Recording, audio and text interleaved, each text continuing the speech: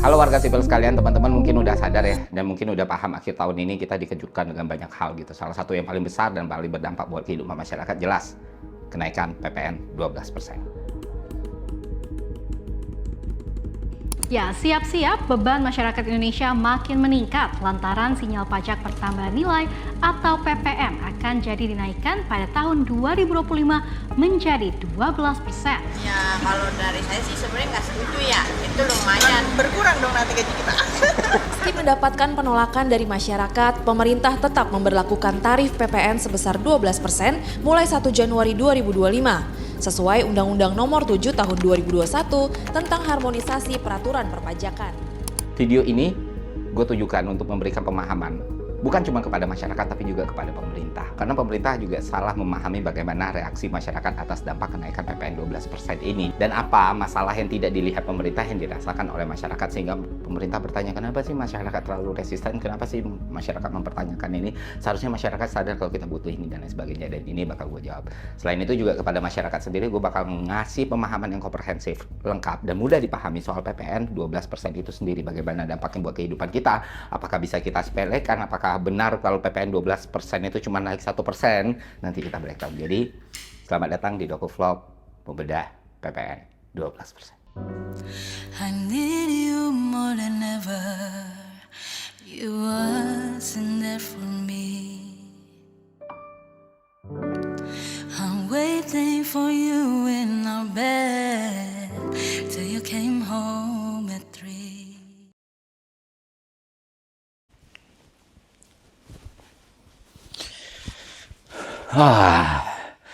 Udah lama sekali gue nggak pakai batik ya, dan gue sengaja pakai batik di konten kali ini karena gue mau mengenang masa-masa gue jadi PNS. Karena batik itu adalah jenis pakaian yang paling sering digunakan waktu gue jadi PNS sekitar 10 tahun. 2 kali seminggu tuh kita pakai batik, jadi ya terasa aneh, tapi ya oke lah. Oke teman-teman semua, kita langsung aja membahas soal PPN 12% ini. Pertanyaan paling simpel, apakah gue setuju dengan kenaikan PPN dari 11 menuju 12% ini? Jawabannya tentu tidak. Karena secara alamiah atau secara natural nggak ada manusia yang suka dipajakin. Lu kerja capek-capek terus dipotong sama pemerintah atau dipotong sama negara. Ya jelas, siapa sih yang bakal terima dengan hal seperti itu? Mau lu cinta negara kayak gimana pun ya nggak bakal ada orang yang secara lillahi ta'ala ikhlas 100% dipotong pajak. No, nggak akan ada. Gue bisa jamin. Tapi selama ini aturan ini bisa diterima dan diwajarkan. Karena apa ya? Karena timbal balik yang diperoleh Bapak Ibu semua. Oke, langsung aja kita kasih contoh negara Skandinavia. Negara Skandinavia itu pajaknya luar biasa tinggi loh. Lebih dari setengah penghasilan penduduk di sana itu dipotong pajak. Belum lagi pajak-pajak yang lainnya. Kan ada 55%, ada 58%, ada 63%. Nah, yang jadi pertanyaan, kenapa masyarakat di situ terima-terima aja? Dan pertanyaan kedua, kenapa masyarakat di situ bahagia-bahagia aja? Ya jawabannya ya tak lain tak bukan adalah karena fasilitas mewah yang diterima oleh publiknya. Ya di situ jaminan sosial diberikan, pendidikan diberikan, kesehatan diberikan, air dan listrik ditanggung negara, bahkan lapangan pekerjaan pun disediakan gitu. Nah, apakah ini memiliki kesamaan dengan Indonesia? Ternyata ada, Pak. Tak lain tak bukan adalah fasilitas mewah. Tapi yang jadi pembeda adalah ketika di negara Skandinavia fasilitas mewah itu diberikan kepada publik, tapi di Indonesia fasilitas mewah itu diberikan kepada pejabatnya. Selamat datang di Indonesia, negeri para pejabat. Dari 5 saudara-saudara dan saudari komisioner tadi, tidak pernah terucap anggota dewan yang terhormat. Oke, gue pernah bilang ke teman gue, kalau jadi pejabat di Indonesia ini enak dan paling enak di seluruh dunia. Ya, kenapa demikian? Karena kalau lu jadi pejabat di Indonesia, lu akan merasakan serpihan angin surga gitu. Ya, dan jumlahnya sangat banyak di Indonesia. Kalau kita kelompokkan aja misalnya pejabat yang kita hitung tuh eselon 1 ke atas, menteri, pimpinan lembaga, kepala daerah, anggota dewan pusat dan daerah, maka jumlahnya mencapai puluhan ribu orang. Dan puluhan ribu orang ini menikmati kemewahan yang luar biasa Bapak Ibu semua. Oke, sebelum kita membreakdown kemewahan-kemewahan yang mereka terima ini, kita komparasi dulu nih dengan negara-negara maju. Karena kan pemerintah kita sering banget mengkomparasi kita dengan negara lain gitu. Alah, pajak segini masih kecil dibandingkan pajak negara lain. Ya kan? Nah, makanya kita lakukan hal yang sama. Kalian tahu di Swedia, Menteri Menteri dan pejabat publiknya menggunakan kereta dalam aktivitas mereka. Tanpa ajudan, tanpa pengawal, mereka tinggal di rumah sendiri, menanggung air sendiri, listrik sendiri, tidak ada mobil dinas yang mewah atau rumah gedongan di pusat kota dengan halaman yang luas. Di Amerika Serikat, anggota Senat cuma menerima kurang lebih 2,7 miliar per tahunnya. Nilai yang sangat kecil bila kita bandingkan dengan apa yang diterima oleh para anggota dewan kita. Di Inggris, anggota parlemen wajib melaporkan detail penggunaan perjalanan dinas atau biaya operasional mereka, dan ini menjadi informasi publik yang bisa diakses oleh seluruh publik. Nah, di Norwegia, pejabat itu memiliki gaji yang cukup tinggi atau bahkan bisa kita bilang cukup besar, tapi mereka dipotong pajak yang lebih besar lagi dari masyarakat biasa. Jadi net income-nya kecil gitu. Dan sepertinya semakin maju sebuah negara, maka semakin besar pula tingkat malu para pejabatnya. Lalu bagaimana dengan Indonesia? Seperti yang gue bilang, ada puluhan ribu pejabat di Indonesia ini. Kalau kita hitung dari level eselon 1 ya, menteri, pimpinan lembaga, eksekutif, legislatif, dan itu bisa mendapatkan penghasilan hingga ratusan juta tiap bulan, termasuk tunjangan transportasi, komunikasi, reses operasional, honor tim, penghasilan sebagai komisaris, dan penghasilan legal lainnya. Dan mereka juga memperoleh fasilitas rumah dinas, beban isinya pun ditanggung oleh negara. Dan rumah dinasnya nggak cuma satu, bos. Bisa jadi seorang pejabat itu mendapatkan lebih dari satu rumah dinas. Bisa 3 rumah dinas, bahkan 5 rumah dinas. Dan ada pejabat yang seperti itu. Dan gue siap bertanggung jawab atas statement yang gue keluarkan ini. Ada lebih dari 1 pejabat di Indonesia yang memiliki lebih dari 1 rumah dinas. Dan jelas, rumah dinas ini adalah rumah yang nyaman dan besar. Yang mana bebannya tidak satu pun mereka tanggung. Misalnya beban listriknya, beban airnya, beban security-nya, beban protokolernya, biaya kesehatan pun juga ditanggung sama negara, difasilitasi sama negara. Apa nggak enak jadi pejabat di Indonesia? Nah, selanjutnya mobil dinas. Mobil dinas lebih mencengangkan lagi Bapak Ibu semua. Jangan lu pikir mobil dinas di Indonesia itu mobil-mobil di level Avanza, Xenia, atau Agya, enggak. Mobil dinas pejabat di Indonesia itu mantap-mantap semua, luxury item semua. Dari mulai Alphard sampai Range Rover, dari mulai seri 7 sampai S-Class, itu ada semua. Dan mereka juga bisa mendapatkan mobil dinas lebih dari 1. Dan yang lebih enak lagi, mobil dinas ini tidak selalu berplat merah. Karena pejabat eselon 1 ke atas itu punya plat khusus namanya RFS. Kalau ada RFO atau RFH di bawahnya, itu biasanya pejabat eselon 1 ke bawah tuh. Dan platnya hitam dan bisa digunakan untuk bertamasya atau bersosialitas. Menarik kan? Dan berdasarkan riset dan temuan gue ketika gue mencari data di LPSC-nya Sasnek, gue menemukan angka yang fantastis Bapak Ibu semua. Untuk sewa mobil dinas bagi para pejabat publik di Republik Indonesia ini, Sasnek harus mengeluarkan biaya hampir 20 M, tepatnya sekitar 19,2 atau 19,3 M dalam penyewaan mobil dinas. Penyewaan mobil dinas. Dan semua kemewahan ini bisa mereka nikmati tanpa harus mereka tanggung. Pajaknya berapa? Jadi enak banget jadi pejabat di Indonesia ini. Dia bisa punya penghasilan ratusan juta, tapi di satu sisi beban-beban hidupnya ditanggung sama negara. Jadi net income-nya sangat-sangat besar. Itulah kenapa orang-orang Indonesia lomba-lomba jadi pejabat, karena nikmat sekali. Dan kalau kalian mau menelisik lebih dalam, kalian lihat data by datanya, kalian akan menemukan hal-hal yang mencengangkan. Karena setiap tahun atau bahkan setiap bulan di seluruh kementerian lembaga selalu ada biaya renovasi rumah dinas, konstruksi rumah dinas, dan konsultasi rumah dinas. Nah, hampir setiap tahun belanja terbesar dari APBN itu bukan berasal dari infrastruktur, tapi belanja pegawai, yang mana nilainya mencapai ratusan triliun rupiah. Terakhir kalau nggak salah hampir 400 triliun rupiah ya, sekitar 200 atau 300 triliun rupiah gitu belanja pegawai. Fasilitas macam rumah dinas tadi atau bahkan perjalanan dinas belum termasuk loh, nilainya aja udah sebesar itu. Dan yang lebih miris lagi adalah walaupun belanja pegawai kita seraksasa itu, sebesar itu, masih banyak PNS-PNS kita yang harus hidup dalam garis kemiskinan dan berada dalam tekanan ekonomi yang sangat berat. Kenapa demikian? Karena kesenjangan vertikal dan horizontalnya luar biasa sekali Bapak Ibu semua. Anggaran raksasa itu hanya dinikmati oleh segelintir orang. Tapi lebih banyak lagi yang menderita. Gitu. Belum lama ini, pengadaan mobil dinas gubernur dan wakil gubernur Sumatera Barat yang harganya paling tinggi 1 miliar rupiah menjadi sorotan. Tidak hanya itu, renovasi bagian dari rumah dinas Ketua DPRD Sumatera Barat yang mencapai 5,6 miliar turut menjadi perhatian. Bupati Polewali Mandar beli mobil dinas yang lebih wah, tak main-main. Ia pakai Mercedes-Benz seri GLS yang harganya di atas 2 miliar rupiah. Berarti siap ya Pak Bupati kalau umpamanya didesak untuk ini jadi polemik di masyarakat?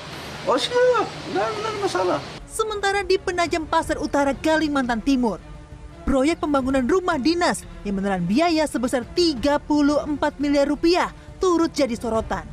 Rumah jabatan seluas 2 hektar ini berada di kawasan pesisir dan memiliki pemandangan laut yang dilengkapi dengan dermaga. Kontras sekali dengan rumah rakyat jelata yang ada di sana. Tentunya kalau perintah dari kami adalah menyelesaikan dalam tahun ini. Dan jujur, hari di mana hari gue memimpin negara ini datang, entah dengan cara apapun, maka hal pertama yang gue lakukan adalah membereskan dan menghancurkan semua ini. Kenapa demikian? Karena sebagus apapun visi, misi, kebijakan, program, dan rencana tidak akan pernah bisa mencapai outcome yang maksimal kalau hal-hal seperti ini masih diwajarkan, masih dibenarkan, dan masih dilakukan. Seyogyanya pejabat publik adalah pelayan publik. Yang mana kita akan membalikan lagi makom pejabat publik menjadi pelayan publik. Gitu. Agak ekstrim. Terus apa hubungannya dengan PPN? Ini harus dilakukan untuk membuat APBN lebih sehat dan tidak bergantung dengan pembiayaan seperti hutang. Gue setuju dan sepakat. Tapi kenapa sehat dan stabilitas APBN ini dibebankan pada kami, masyarakat menengah yang tiap hari harus banting tulang mencukupi diri, sementara di sisi yang lain, orang yang memberikan kami beban ini sedang menikmati kehidupan dengan kemewahan yang super tinggi. Gini, pemerintah sering bertanya dan heran kenapa masyarakat tidak bisa menerima kenaikan PPN ini dengan legowo gitu. Dengan berbagai macam narasi, dengan berbagai macam alasan dan lain sebagainya. Nah, seharusnya tidak perlu menjadi seorang Einstein untuk paham. Resistensi dari masyarakat, penolakan dari masyarakat ini bukan datang dari kebodohan, tapi ketidakadilan yang terpampang gitu. Tentu gue paham tidak semua kebijakan populer dan tidak semua kebijakan bisa diterima dengan baik atau diterima dengan begitu saja. Ya paham lah. Kadang ada urgensi yang harus dilakukan, kadang ada sesuatu yang harus ditempuh, dan kadang ada penolakan yang harus diterima gitu. Tapi yang harus pemerintah juga paham. Gue yakin dan gue percaya, dan ini jadi masukan yang konstruktif untuk pemerintah ya, supaya program-program bisa berjalan dengan baik, tanpa hambatan, tanpa ada tentangan, tanpa ada demo dan protes. Maka yang pertama kali terlebih dahulu bukan nge-hire buzzer, influencer, mutar narasi, ngerjain PR, enggak. Yang pertama kali dilakukan adalah pemerintah menunjukkan ya tiket yang baik tersebut, mengorbankan fasilitas dan kemewahan yang mereka terima untuk membaur dengan masyarakat. Jadi ketika kita tahu ada yang harus di-fight, ya kita fight bareng-bareng. Kalau pemerintah sudah bisa menunjukkan hal seperti ini, maka gue yakin masyarakat secara keseluruhan pun akan mendukung program-program, bahkan program yang nggak populer sekalipun. Jadi jangan pernah pemerintah berharap masyarakat bisa menerima program ini dengan logo dan begitu saja, ketika kami masih melihat betapa besar dan betapa mewahnya fasilitas yang diterima oleh Bapak Ibu yang terhormat ini. Ketika kami bermacet-macetan, kami di Klason sama Patwal dengan mobil mewah di belakangnya, ketika kami sedang membanting tulang, bersusah-susah, anak-anak pejabat publik yang bermewah-mewahan di pulau pribadinya dan lain sebagainya. Bayangkan dengan segala kemewahan dan pendapatan yang tinggi ini, jika korupsi masih aja tinggi, kalau ini tidak benahi maka nggak akan ada yang berubah menjadi itu semua. Jadi percayalah, ini sebuah kritik dan masukan yang sangat konstruktif dan mohon dipertimbangkan. Kita belum ngomong soal deflasi, kita belum menurunnya daya beli, kita belum ngomong soal rendahnya serapan tenaga kerja, kita belum ngomong soal tingkat korupsi yang tinggi, sampai lesunya industri ya belum sampai di situ, belum hal-hal rumit kayak gitu. Ini sesederhana political will, dan pemerintah sampai sekarang belum berhasil menunjukkan political will yang baik tersebut. Sayang. Dan gue yakin kalau ini udah dibenahi dan disadari, good governance itu bakal bisa tercipta gitu. Seenggaknya one step ahead. Cuman ada satu topik yang menarik untuk gue bahas ya. Seperti yang teman-teman ketahui, pemerintah kita itu punya ambisi untuk menjadi anggota OECD. Buat yang nggak tahu OECD, silahkan cari tahu sendiri. Ya, itu organisasi soal kebijakan publik, soal rekomendasi, dan produknya banyak sekali digunakan oleh negara-negara di dunia ya. Salah satu produk terpopulernya ya, apalagi kalau bukan PISA gitu, yang ngomong soal pendidikan. Jadi ya rata-rata anggotanya rata-rata negara maju. Ada beberapa negara berkembang, dan di Asia Tenggara kalau Indonesia masuk dan terpilih dan mencapai kualifikasi, maka Indonesia akan jadi negara Asia Tenggara pertama yang menjadi anggota OECD. Nah, Menteri Airlangga ngomong Indonesia perlu jadi anggota OECD buat pengaruh di ekonomi global whatsoever lah. Nah, jadi gue teliti nih semua dokumen OECD dari yang berhubungan dengan Indonesia. Dan ini menarik teman-teman. Kenapa demikian? Karena salah satu poin yang selalu dia sorot adalah basis pajak Indonesia itu rendah. Which is true. Salah satu rekomendasi OECD adalah APBN yang lebih efisien, belanja APBN yang lebih efisien. Yang mana ya? Tadi udah sempat kita bahas. Kedua, basis perpajakan yang diperluas. OECD yang merekomendasikan kalau PPN itu harus naik. Basisnya harus turun gitu. Dan ketika disahkan tahun 2021, OECD mencatat itu sebagai rekomendasi yang ditindaklanjuti. Dan jangan kaget kalau dalam beberapa tahun ke depan, perubahan itu nggak cuma terjadi di PPN, PPH bisa saja berubah. Karena dalam rekomendasi OECD juga tercantum bahwa Indonesia perlu melakukan perubahan atas itu gitu. Sebenarnya bukan pertama kali ini aja mengkritik kebijakan publik yang berkaitan dengan keuangan gitu. Silakan lihat video gue yang lain lah. Pandangan gue terhadap Bu Sri Mulyani tidak berubah sama sekali. Terlepas apapun, beliau adalah sosok yang sangat gue hormati. Banyak hal yang gue pelajari, banyak hal yang ada di diri gue sekarang karena bimbingan dan pelajaran dari beliau. Karena banyak sekali hidup gue terbantu juga sama beliau. Jadi ya, gue sama sekali tidak punya masalah personal atau kebencian personal kepada beliau ya. Gue masih melihat beliau dengan cara yang sama dan menghargai beliau dengan cara yang sama. Ketika gue membuat video ini, walaupun isinya misalnya kritik atas kebijakan PPN 12% atau tentang efisiensi anggaran atau hal apapun yang kita bahas di video ini, ya bisa gue lakukan karena apa yang beliau ajarkan juga ke gue.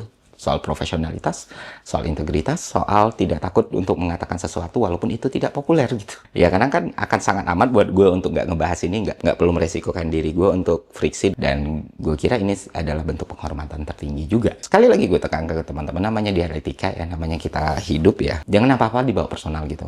Nggak satupun konten yang gue buat yang gue tujukan untuk menyerang personality atau dasarnya kebencian personal gitu. Jangan Bu SMI yang gue hormati, ke Pak Mardi gue aja gue sama sekali nggak benci atau membawa kehidupan personal beliau gitu. Nggak semua kritik itu dasarnya kebencian, dan bahkan nggak jarang kritik justru berasal dari rasa kepedulian Bapak Ibu semua. Jadi gitu, dan semoga ini bisa dipahami dan menjadi pelajaran buat teman-teman semua. Oke, itu aja konten kali ini. Semoga konten ini bermanfaat. Sampai jumpa di konten selanjutnya. Kalau ada salah gue minta maaf. Silakan kita berdiskusi di kolom komentar. See ya.